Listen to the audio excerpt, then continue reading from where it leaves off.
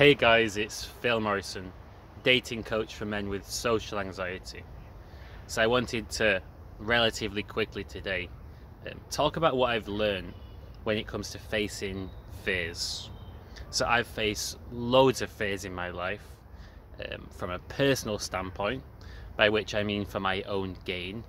For example, overcoming social anxiety, mastering my dating life, and then also from an entrepreneurial perspective, which is partially to help myself out and also to help out lots of other people, which represent a younger version of myself in my own mind.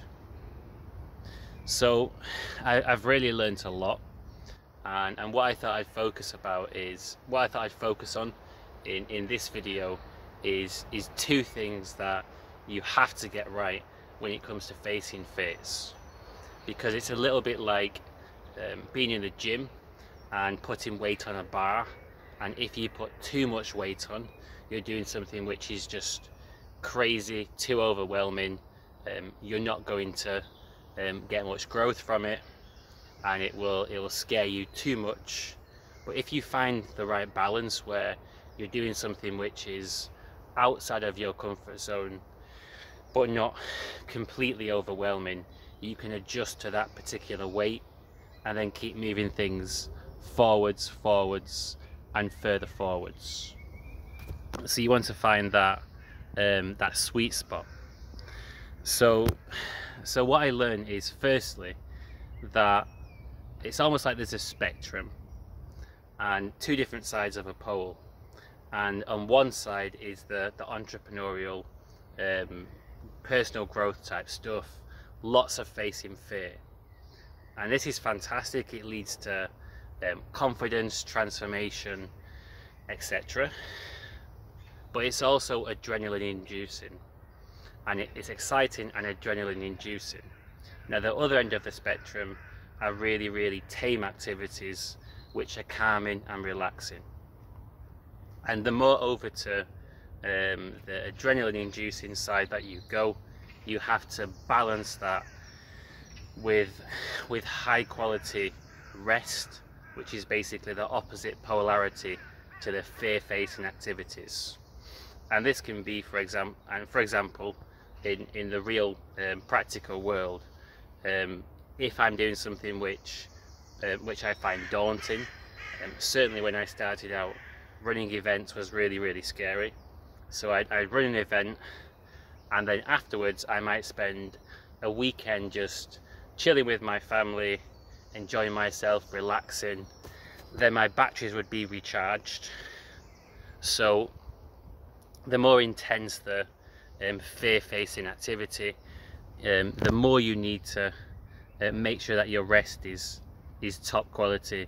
Otherwise you're basically going to burn out. So mastering rest and having lots of quality rest is super important. Otherwise it will be so taxing on your body that you're just definitely going to burn out. So that is one point, is to basically match the level of fear facing with level of rest. So do lots of things which are the opposite polarity to the fear facing.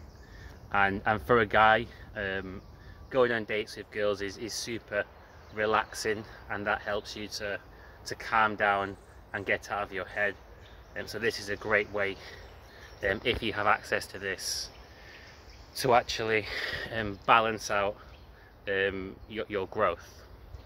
And the next thing you want to focus on is increasing your tolerance to stress, because if you really want to transform your life, you have to consistently take lots of action and keep building it. And the ways to increase your tolerance to stress: so improve your health and fitness. This makes a huge difference. Try and build a supportive network, or at least go to meetups and events so you can chat with people and feel connected to the world. This definitely increases your stress tolerance. And sometimes, I hope you hear this right, you have to do things which are very intense in order to adjust what's normal for you so that things that are currently outside of your comfort zone won't seem as intense.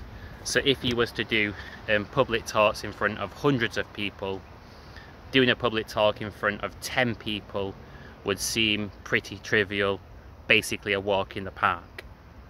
So you have to occasionally do things which are high intense, so high in intensity, to kind of adjust what you can do and what you know you can do, and then go back for your activities which are still challenging but not super high intense.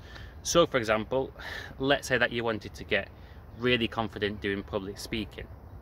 So on a regular basis you want to be speaking in front of 15 people. So what you can do is occasionally try speaking in front of 50 people, 100 people, but not so much that you burn out. Just occasionally do that. And what this will do is basically prove to yourself that you can handle this level of intensity, as long as you don't do it so much that you actually burn out. And then when you're just doing 15 people, it'll soon become normal. So it's like you've increased your stress tolerance to that activity by going more extreme, just from an experiential point of view. And then perhaps over the course of a year, you could start to increase the numbers.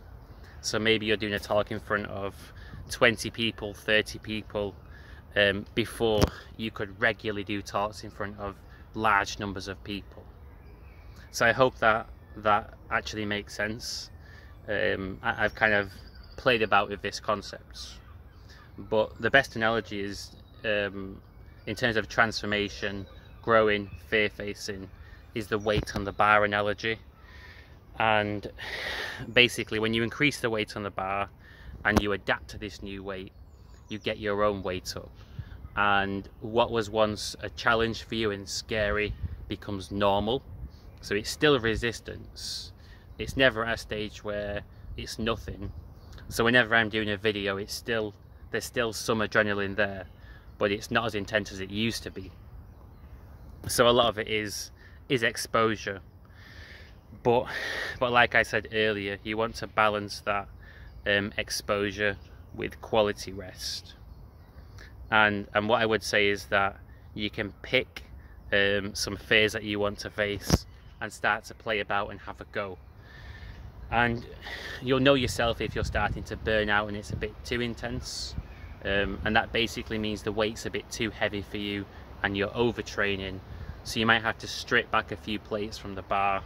In other words, still face the fear, but maybe not quite as regular, maybe just a couple of times a week rather than 4 times a week.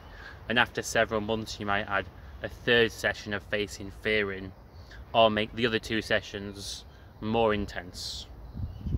So yeah, deliberate fear facing is a fantastic way, and that's guaranteed to make you grow in confidence, and it transforms your life, to be honest with you. But there's dangers in burning out, doing too much too soon, not pacing yourself. And I want to help you on this channel learn from my mistakes. So I want to teach you from my successes as well as my mistakes, and shortcut the process for you, the learning curve, as much as I possibly can. So the summary is that the more intense the activities you're doing, the more intense the rest, and then to increase your tolerance for stress, and also to be patient and give yourself time. If it feels like there's too much on the bar, take a little bit off and stick to what you're currently doing and incrementally increase it until you realize that you can handle it just fine. So it's like the confidence muscle, the fear-facing muscle is growing over time, but it needs the appropriate training and rest. So if you found this video helpful, please hit like and subscribe to the channel for more content, and enjoy the rest of your day.